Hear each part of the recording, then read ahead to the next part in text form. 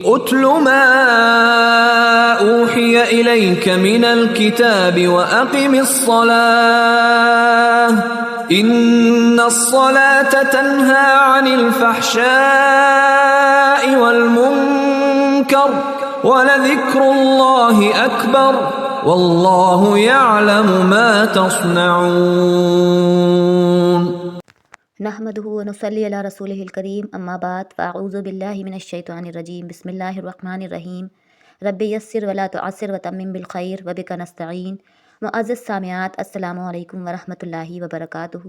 آج میں آپ کے سامنے انشاءاللہ 21ویں پارے کا خلاصہ پیش کروں گی۔ اس پارے میں سورہ عنکبوت کا بقیہ حصہ آیا ہے، سورہ روم ہے، سورہ لقمان، سورہ سجدہ اور سورہ احزاب آئی ہے۔ آئیے اس کے مضامین پر بھی ایک نظر ڈال لیتے ہیں۔ ابتدا میں نماز کا حکم ہے اور اس کے فائدے بھی بتائے گئے ہیں، اور اس کے بعد آپ صلی اللہ علیہ وسلم کو دعوت کا طریقہ بتایا گیا ہے۔ پھر کافروں کو عذاب کی وعید سنائی گئی ہے، ہجرت کا حکم ہے، اللہ کے راستے میں جدوجہد کرنے والوں کی راہیں اللہ کس طرح آسان کرتا ہے، اس کا ذکر ہے۔ سورہ روم اسٹارٹ ہو رہی ہے، ابتدا میں 2 پیشن گوئیوں کا ذکر ہے، مشرکین کا تذکرہ ہے، قیامت کا تذکرہ ہے،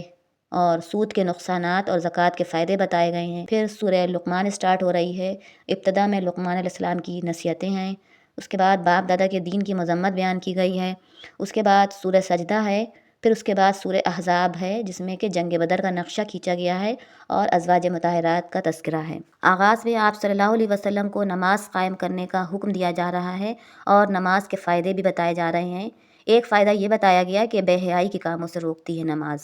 اور دوسرا جو سب سے بڑا فائدہ وہ یہ ہے کہ نماز سے بے شمار برکتیں ہوتی ہیں۔ پھر آپ صلی اللہ علیہ وسلم کو دعوت کا طریقہ سمجھایا جا رہا ہے کہ جب کوئی خاص طور سے اہل کتاب آپ صلی اللہ علیہ وسلم سے بحث کریں تو ان سے بحث نہ کریں، بلکہ وقار کے ساتھ اپنی بات کہہ کر الگ ہو جائیں۔ لیکن اگر کوئی ظلم پر اتر آئے تو ایسا نہیں ہے کہ آپ صلی اللہ علیہ وسلم ان سے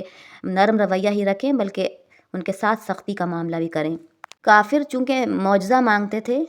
آپ صلی اللہ علیہ وسلم سے کہ آپ صلی اللہ علیہ وسلم پر کوئی نشانی کیوں نہیں نازل ہوتی ہے، آپ صلی اللہ علیہ وسلم کو ایڈریس کر کے کہا جا رہا ہے کہ کہہ دیجئے کہ نشانیاں تو سب اللہ کے پاس ہیں، میں تو صرف خبردار کرنے والا ہوں۔ آگے یہ بھی فرمایا گیا کہ یہ قرآن ان کے لیے سب سے بڑی نشانی ہے، یہ قرآن سب سے بڑا معجزہ ہے، جو یہ معجزہ مانگتے ہیں اس کی طرف کیوں نہیں غور کرتے ہیں، جو کہ رحمت سے اور نصیحت سے بھرا ہوا ہے مومنوں کے لیے۔ اس کے بعد ان کافروں کو وعید سنائی گئی ہے جو کہ مذاق اڑایا کرتے تھے کہ کب آئے گا وہ عذاب جس سے تم ہمیں ڈراتے ہو،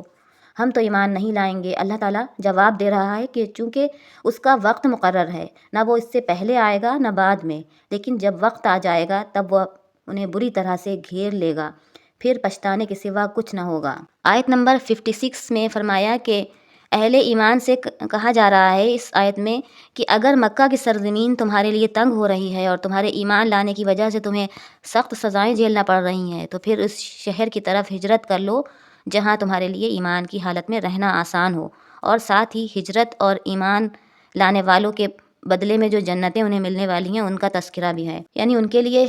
جنت میں ایسی بلند و بالا عمارتیں ہیں جن کے نیچے نہریں بہتی ہوں گی، اور یہ ٹھکانہ آمدگی کا ہوگا، ہمیشگی کا ہوگا۔ پھر اس کے بعد کفار مکہ سے مخاطب ہو کر اللہ فرما رہا ہے کہ یہ کافر اگرچہ بہت سارے معبودوں کو مانتے ہیں، لیکن جب ان سے پوچھا جائے کہ زمین اور آسمان، چاند اور سورج کو کس نے بنایا ہے تو یہ ضرور کہیں گے کہ اللہ نے، یعنی یہ خود اس بات کو مانتے ہیں کہ ایک بڑا خدا ہے جو کہ وہ سارے کام انجام دے رہا ہے جو کہ ان کے چھوٹے معبود نہیں کر سکتے ہیں۔ کتنا بھی بڑا کافر کیوں نہ ہو، وہ اس کا اندرونی عقیدہ یہی ہوتا ہے کہ ایک بڑا خدا ہے جو کہ تخلیق کے کام کرتا ہے۔ اس کے بعد آیت نمبر 64 میں ہے،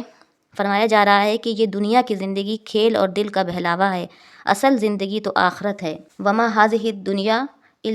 الا لهو ولعب وان الدار الاخرة لهي الحيوان لو كانوا يعلمون، یعنی جس زندگی کو ہم موت کہتے ہیں وہی دراصل اصل زندگی ہے۔ یہ دنیا کی زندگی جس کے لیے ہم نے اللہ کے کتنے اصولوں کو توڑا ہے تاکہ یہاں کی لذتیں حاصل کر سکیں، جبکہ قرآن کی روح سے پتہ چلتا ہے کہ ہمیں معلوم ہو جائے گا جب ہماری روح قبض ہوگی کہ واقعی یہ ایک بہت بڑی حقیقت تھی جس کو ہم نے جانتے بوجھتے غلط سمجھا۔ پھر آگے کہا جا رہا ہے کہ کون ہے جو سب کچھ جانتے ہوئے بھی اس کو جھوٹ سمجھے، اور اتنی کلیئر واضح آیات کو سننے کے بعد اللہ کو جھٹلا دے۔ کہا جا رہا ہے کہ ایسے انسان کا ٹھکانہ یقیناً جہنم ہی ہو سکتی ہے۔ پھر سورہ کے لاسٹ میں فرمایا کہ جو لوگ اللہ کے خاطر، اس کے دین کے خاطر مجاہدہ کرتے ہیں، یعنی سخت محنت کرتے ہیں کہ اللہ کے حکم پر پورا اتریں بھی اور اللہ کے دین کو پھیلانے کے لیے کوشش بھی کریں، ایسے لوگوں کے لیے اللہ تعالیٰ فرما رہے ہیں کہ ہم ان کے راستوں کو آسان کر دیتے ہیں۔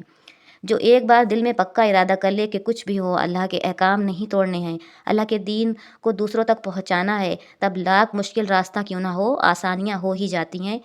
جب انسانوں کو ایسا محسوس ہونے لگے تو گویا اللہ کی مدد شامل ہے اس کام میں۔ پھر اس کے بعد سورہ روم اسٹارٹ ہو رہی ہے۔ ابتدا میں 2 پیشن گوئیوں کا تذکرہ ہے۔ ایک رومی حکومت جو کہ ایران سے جنگ میں مغلوب ہو گئی تھی، کچھ سالوں میں پھر سے غالب ہو جائے گی، یہ پیشن گوئی ہے، اور دوسری مسلمانوں کی فتح کی، اور یہ دونوں ہی پیشن گوئیاں تمام لوگوں نے اپنی آنکھوں سے دیکھیں۔ وہ ایسے کہ جنگ بدر میں مسلمانوں کو فتح ہوئی تھی اور رومیوں کو ایران کے ساتھ جنگ میں فتح نصیب ہوئی تھی۔ پھر ایک بار اور کہا گیا کہ لوگوں کا حال یہ ہے کہ وہ دنیا جو کہ ان کی آنکھوں کے سامنے ظاہر ہے اس کو یاد کرتے ہیں، اسی کے لیے جیتے ہیں، اور آخرت جو کہ ان کی آنکھوں سے چھپی ہوئی ہے اس کو بھول جاتے ہیں۔ یہ ایک ایسی حقیقت ہے جس کو قرآن بار بار یاد دلا رہا ہے۔ اس کے بعد فرمایا کہ جو لوگ آخرت کے منکر ہیں وہ زمین میں چل پھر کر مشاہدہ کریں کہ ان سے پہلے بھی ایسے لوگ گزر چکے ہیں جنہوں نے انکار کیا تھا۔ یہ لوگ ان سے کہیں زیادہ طاقتور تھے اور زمین میں ایسے کارنامے انجام دے کر گئے ہیں جن کے آثار آج بھی موجود ہیں۔ یعنی قوم سمود تھی، قوم عاد تھی، ان میں سے کچھ لوگ جو تھے وہ بلند بالا عمارتیں بنایا کرتے تھے، اور کچھ لوگ جو تھے وہ پتھر تراش کر گھر بنایا کرتے تھے۔ تو یہ سارے لوگ بہت بڑے بڑے کارنامے انجام دے کر گئے ہیں، آج بھی ان کی نشانیاں موجود ہیں، لیکن انہوں نے ظلم کیا اور انکار کیا، اللہ تعالیٰ نے ان کو ہلاک کر دیا۔ پھر بہت ساری نشانیاں جو ہمارے ارد گرد پھیلی ہوئی ہیں جن کو غور کر کے ہم اندازہ لگا سکتے ہیں کہ اس میں کوئی چیز بھی باقی رہنے والی نہیں ہے، تو پھر ہم کیوں نہیں غور کرتے، بلکہ ہم تو اس کا انکار کرتے ہیں۔ کافر اس کا زبانی دعویٰ کرتے ہیں کہ ایسا کچھ ہی نہیں ہوگا، بلکہ ہم نہیں دوبارہ زندہ کیے جائیں گے، اور ایک غافل مسلمان کا حال یہ ہے کہ وہ زبان سے اس کا دعویٰ تو نہیں کرتا ہے، لیکن عمل سے یہ ثابت کرتا ہے کہ اسے دوبارہ زندہ نہیں کیا جائے گا، اور وہ اپنی مرضی کی زندگی بسر کرتا ہے کہ بعد میں جو ہوگا دیکھا جائے گا، گویا انہیں دل سے اس کا یقین نہیں ہے۔ اس کے بعد ان لوگوں کا تذکرہ ہے جو اللہ کے ساتھ لوگوں کو شریک ٹھہراتے ہیں کہ اللہ کے سوا فلاں میری حاجت پوری کرنے کا ذریعہ ہے، تو جب قیامت آئے گی وہ حق دک رہ جائیں گے، وہ اپنے شریکوں کو ماننے سے انکار کر دیں گے، لیکن تب کوئی فائدہ نہیں ہوگا۔ اس دن لوگ 2 گروہوں میں بٹ جائیں گے، ایمان والے شاداں و فرحاں ہوں گے اور منکرین آخرت عذاب میں حاضر کیے جائیں گے۔ آیت نمبر 17 میں ذکر ہے کہ تسبیح کرو صبح و شام اور تیسرے پہر اور ظہر کے وقت۔ اس آیت میں 4 نمازوں کا یعنی فجر، مغرب، عصر اور ظہر کا حکم آیا ہے۔ پھر بہت ساری اللہ کی نشانیوں کا تذکرہ ہے۔ مٹی سے ہماری پیدائش، مرد اور عورت کی تخلیق، ہمارے رنگوں، نسلوں اور زبانوں کا الگ الگ ہونا، زمین آسمان کی پیدائش، رات اور دن کا باری باری سے آنا اور دونوں کے اپنے جو فائدے ہیں ان کا، بجلی کی چمک، مردہ زمین کو پھر سے زندگی بخشنا وغیرہ۔ لیکن ساتھ ہی اللہ تعالیٰ یہ بھی کہہ رہے ہیں کہ یہ چیزیں جو ہم میں سے ہر کسی کو نظر آتی ہیں، کوئی بھی اس کا انکار نہیں کر سکتا، لیکن ان چیزوں کو دیکھ کر اللہ کی یاد، اس کے خالق ہونے کی پہچان انہی کو ہو سکتی ہے جو کہ عقل سے کام لیتے ہیں، کہ وہ ہر شے کو اس پوائنٹ آف ویو سے دیکھتے ہیں کہ اس سے نصیحت حاصل کر سکیں، اپنے فائدے کی چیزیں دستیاب ہونے پر اللہ تعالیٰ کا شکر ادا کرتے ہیں۔ آیت نمبر 28 میں ایک بہترین مثال پیش کی کہ جب تم اپنے غلاموں کو اپنے مال میں شریک نہیں کرتے ہو تو پھر کیسے امید کرتے ہو کہ اللہ وہ جو کہ تمام کائنات کا رب ہے اپنی خدائی میں کسی کو شریک ٹھہرائے گا۔ پھر آیت نمبر 33 میں لوگوں کا ایک طریقے کا ذکر ہے کہ انہیں جب کوئی تکلیف پہنچتی ہے تو سب سے کٹ کر اللہ کی طرف رجوع کر کے دعائیں کرتے ہیں، پھر جب اللہ تعالیٰ انہیں رحمت کا مزہ چکھاتا ہے تب وہ پھر کر شرک کرنے لگتے ہیں کہ فلاں نے ان کی تکلیف دور۔ ایک اور انسان کی سوچ اور اس کے عمل کی طرف اشارہ ہے کہ جب اللہ انہیں نوازتا ہے تو وہ تکبر کرنے لگتے ہیں، اور جب تکلیف دیتا ہے تو مایوس ہو کر ناشکری کرتے ہیں۔ بتایا جا رہا ہے کہ اللہ ہی ہے جس کو چاہتا ہے رزق کشادہ کر دیتا ہے اور جس کا چاہتا ہے تنگ کر دیتا ہے، اس میں نشانی ہے مومنوں کے لیے۔ پھر آیت نمبر 38 میں رشتہ داروں، مسکینوں اور مسافروں کا حق ادا کرنے کا حکم ہے۔ اس کے بعد آیت نمبر 39 میں ہے کہ وما آتیتم من ربا لیربو فی اموال الناس فلا یربو عند اللہ وما آتیتم من زکاۃ تریدون وجہ اللہ فاولئک هم المضعفون، یعنی جو سود تم دیتے ہو تاکہ لوگوں کے اموال میں شامل ہو کر وہ بڑھ جائے، اللہ کے نزدیک وہ نہیں بڑھتا، اور جو زکوٰۃ تم اللہ کی خوشنودی حاصل کرنے کے ارادے سے دیتے ہو، اسی کے دینے والے در حقیقت اپنے مال بڑھاتے ہیں۔ یعنی کہ سود جس کو تم سمجھتے ہو یہ مال بڑھاتا ہے، اللہ کے نزدیک ایسا نہیں ہے، بلکہ اللہ کے نزدیک تو زکوٰۃ جو تم نکالتے ہو تمہارے مال کو بڑھاتی ہے اور اسی میں برکتیں ہیں۔ پھر آیت نمبر 52 میں اللہ تعالیٰ فرما رہا ہے کہ پس اے نبی صلی اللہ علیہ وسلم تم ان لوگوں کو سنا نہیں سکتے جو کہ بہرے ہیں، یعنی جن کا ضمیر مر چکا ہے، ان کو چاہت ہی نہیں ہے کہ حق ان کو ملے، آپ ان کو نہیں سنا سکتے ہیں۔ پھر قیامت کا تذکرہ ہے کہ جب وہ آ جائے گی تب کافر لوگ قسمیں کھا کھا کر کہیں گے کہ ہم دنیا میں گھڑی بھر ٹھہرے، اور یہ وہ دن ہوگا جب ان سے نہیں کہا جائے گا کہ اپنے رب کو راضی کرو، یعنی یہ وہ ٹائم ہوگا کہ اب دنیا میں بار بار کہا جا رہا ہے کہ اپنے رب کو راضی کر لو، لیکن جب قیامت آ جائے گی تو ان سے نہیں کہا جائے گا کہ اللہ تعالیٰ کو راضی کر لو۔ پھر اس کے بعد ان لوگوں کا لاسٹ سورہ میں ان لوگوں کا تذکرہ ہے جو کسی بھی قیمت پر ایمان نہیں لاتے ہیں۔ یہ وہی لوگ ہیں جن کے بارے میں اللہ تعالیٰ فرما رہا ہے کہ ہم نے ان کے اوپر غفلت کا ٹھپا لگا دیا ہے۔ اس کے بعد سورہ لقمان سٹارٹ ہو رہی ہے، جس میں آغاز میں لقمان علیہ السلام کی نصیحتیں جو کہ انہوں نے اپنے بیٹے کو کی تھیں ہیں۔ آیت نمبر 13 سے لے کر 19 تک یہ نصیحتیں ہیں۔ پہلی نصیحت جو انہوں نے کی تھی وہ یہ تھی کہ شرک نہ کرنا، کہ بیٹا کبھی شرک نہ کرنا، اور کہا کہ بیٹا اگر تم نے کوئی گناہ چھپ کر کیا ہو تو خواہ وہ کسی چٹان میں چھپا ہو یا زمین و آسمان میں کہیں بھی ہو، اللہ آخرت میں اس کو سامنے لے آئے گا۔ نماز قائم کرو، نیکی کا حکم دو، برائی سے روکو، اور اس کام میں جو مصیبت سامنے آئے اس پر صبر کرو، یعنی امر بالمعروف و نہی عن المنکر کا فریضہ انجام دینے پر مصیبتوں کا ایک سیلاب تم پر آئے گا، لوگوں کی طرف سے بہت تکالیفیں تمہیں دی جائیں گی، جب یہ سب ہو تو اس پر صبر کر لینا۔ لوگوں سے منہ پھیر کر بات نہ کرو اور نہ اکڑ کر چلو، اور اپنی آواز کو دھیمی رکھو۔ اس کے بعد آیت نمبر 21 میں باپ دادا کے راستے پر بغیر یہ جانے کہ وہ کیا کرتے تھے، صحیح تھے یا غلط تھے، ان پر چلنے سے اللہ تعالیٰ نے روکا ہے۔ آیت نمبر 33 میں فرمایا کہ لوگوں اپنے رب کے غضب سے بچو، اور اس دن سے جب کہ باپ اپنے بیٹے کی طرف سے بدلہ نہ دے گا اور نہ کوئی بیٹا اپنے باپ کی طرف سے۔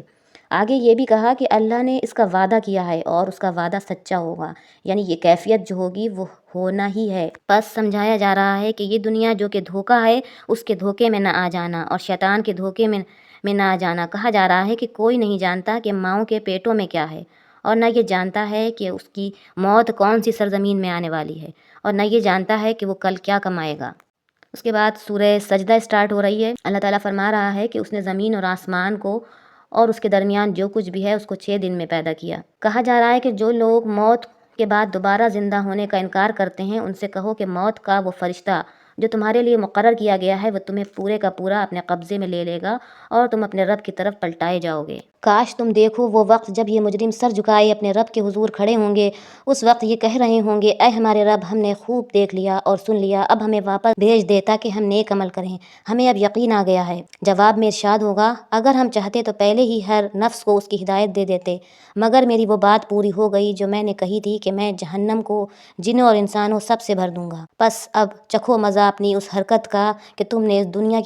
اس دن کی ملاقات کو فراموش کر دیا، ہم نے بھی اب تمہیں فراموش کر دیا۔ چکھو ہمیشگی کے عذاب کا مزہ اپنے کرتوتوں کی پاداش میں۔ آگے فرمایا کہ مومن جب یہ آیات سنتے ہیں تو ان کی کیفیت یہ ہوتی ہے کہ وہ نصیحت حاصل کرتے ہیں، ان آیات سے سجدے میں گر جاتے ہیں، اپنے رب کی حمد اور ثنا بیان کرتے ہیں اور تکبر نہیں کرتے ہیں، اور ان کی پیٹھیں بستروں سے الگ رہتی ہیں، یعنی وہ راتوں کو قیام بھی کیا کرتے ہیں۔ اس کے بعد فرمایا کہ مجرموں کی سزا جہنم تو ہے ہی، لیکن ہم دنیا میں بھی انہیں کسی نہ کسی چھوٹے عذاب میں گرفتار کرتے رہتے ہیں تاکہ وہ باز آ جائیں۔ اس کے بعد سورہ